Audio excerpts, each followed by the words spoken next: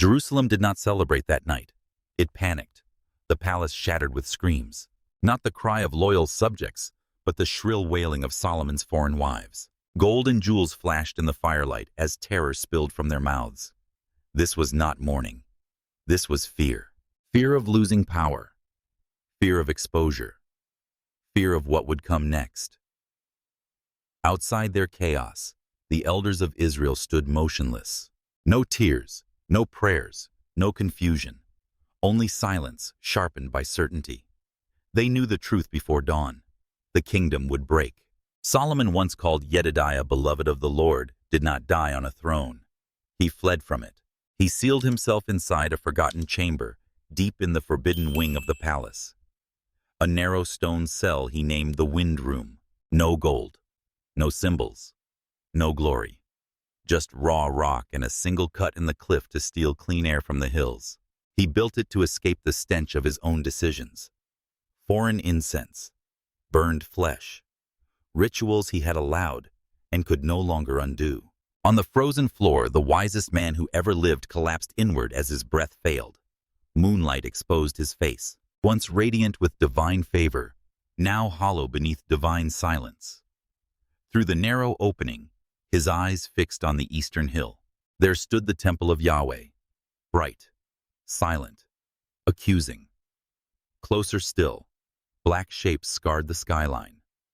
Altars, brutal, twisted, raised for gods of abomination. Solomon died trapped between them. The house he built for God, and the monuments he built against him. Solomon's fall did not begin with idols. It began with a holy night that felt like triumph. He stood on the hill of Gibeon, surrounded by fire. 1,000 offerings burned until the ground itself seemed to breathe smoke. The young king watched the flames climb. Each sacrifice carried the same unspoken truth. I am not my father. I am not ready. I cannot carry this crown alone. David had ruled with a sword. Solomon ruled with fear. Fear of failure. Fear of being exposed. Fear that wisdom might not come fast enough to save him. That night, heaven answered. God came to him in a dream, not with thunder, but with an invitation that could unmake a man. Ask for whatever you want. The words opened every door. Power to dominate nations, wealth to erase insecurity forever, a life so long it would never have to face loss. Solomon felt the pull of it all. For one breathless moment, the future bent toward him, and he chose well. Give me a discerning heart, a mind to judge, eyes to see truth where others are blind. God was pleased. Wisdom poured into Solomon like fire into dry wood. Along with it came riches, honor, peace. The world would kneel before his insight, but the moment was more dangerous than it appeared. That night did not only crown Solomon, it tested him, because wisdom was given as a servant, not a shield. It was meant to keep him dependent, not confident. But success has a quiet way of changing how a man listens. Solomon walked down from Gibeon, believing God had equipped him. Years later, he would believe God had trusted him to decide, on his own. And somewhere between those two beliefs, obedience stopped feeling absolute. That is where the fall truly began. The moment arrived without warning. 2 women were dragged before Solomon's throne, their faces hollow from grief and sleepless nights. Between them lay a single living child, breathing softly, unaware that his life had become a battleground. No witnesses stood behind them. No evidence lay before the court. Only 2 voices sharp with desperation, each claiming motherhood, each accusing the other of murder. The chamber tightened. Every breath was audible. This was not a case law could solve. Solomon rose. "Bring me a sword." The words landed like a thunderclap. Guards hesitated. Elders stiffened. A blade was placed into the king's hands, cold and merciless. Solomon did not blink. He lifted the sword high enough for everyone to see. Cut the child in 2. A wave of shock swept through the courtroom. Mothers gasped. They pressed their hands to their chests. Soldiers froze in place. What was meant to be wisdom now looked like madness. The line between justice and cruelty blurred in a single breath. Then the truth revealed itself. One woman nodded calmly. Her grief hardened into something cold and merciless. "If I cannot have him," she said, "then let him be divided." The other woman shattered.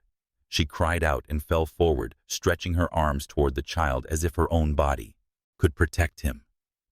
"No, my lord. Give her the baby. Just let him live." The sword halted in midair. Solomon lowered it with slow precision. His voice steady, final, impossible to challenge. "Give the living child to the woman who chose his life." The room fell silent. Then awe broke over the crowd like a tide. Justice had surfaced where evidence failed. Love had exposed the lie. Wisdom had reached deeper than any blade. And Solomon felt something awaken inside him. Power. Not the power of violence, but the authority to determine life and death. With a sentence. He saw it in their eyes. Respect had shifted into fear. That day Solomon discovered how effective wisdom could be. What he did not yet understand was how easily that power could change the heart of the one who wielded it. The sword never touched the child, but something far more dangerous was cut open within the king. Solomon did not betray God in a single moment. He negotiated with disobedience until it felt reasonable. Peace was the bait. It arrived dressed in ceremony, sealed with vows, applauded by diplomats.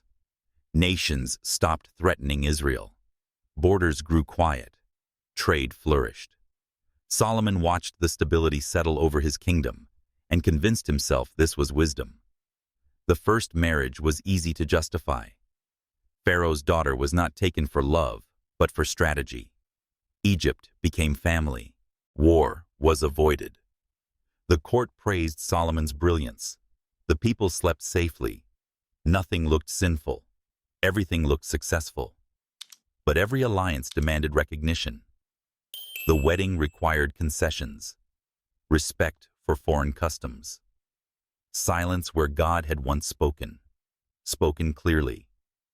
Incense burned in the background, not to Yahweh, but not far from his name either.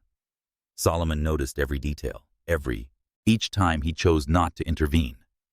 That moment became the fracture. What began as one political marriage quietly multiplied. A woman from Moab, then Ammon, then Sidon.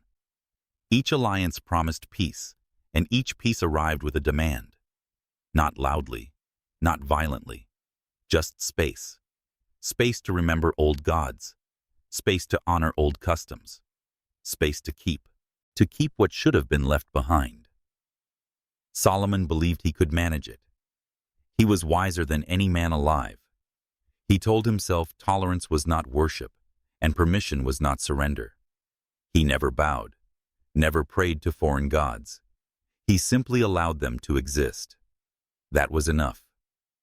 Altars appeared slowly on distant hills far from the temple, far from outrage.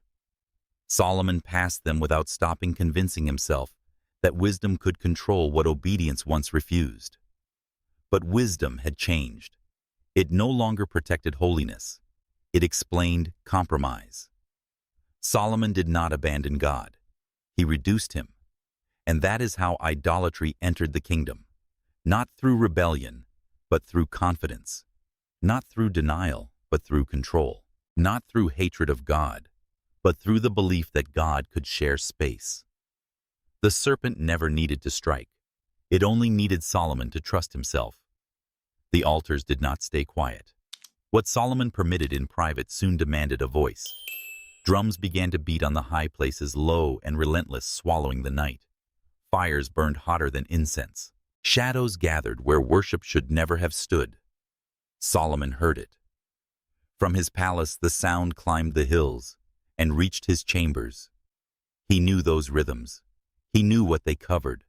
Screams wrapped in music. Death hidden behind devotion. the cost of peace he had signed without reading the fine print. He did not go out to stop it. That was the final surrender.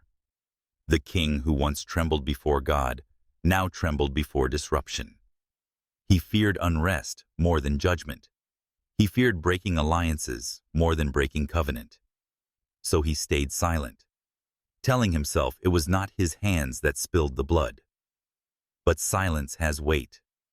The high places multiplied. What began as allowance became participation by neglect. Mothers carried children upward. Priests lifted burning arms. Smoke rose thick and dark, not toward heaven, but against it. And God did not answer. No thunder, no warning, no fire falling from the sky. Only silence. Heavy, absolute. The kind of silence that follows rejection. Solomon still wore the crown. The temple still stood. Sacrifices still burned in Jerusalem. But the presence that once filled the house had withdrawn. This was the truth Solomon could no longer escape. God does not abandon first. He is abandoned. The hills cried out. The drums did not stop. And the king, surrounded by gold and wisdom, discovered the most terrifying judgment of all. God's silence. Silence drove Solomon back to the temple.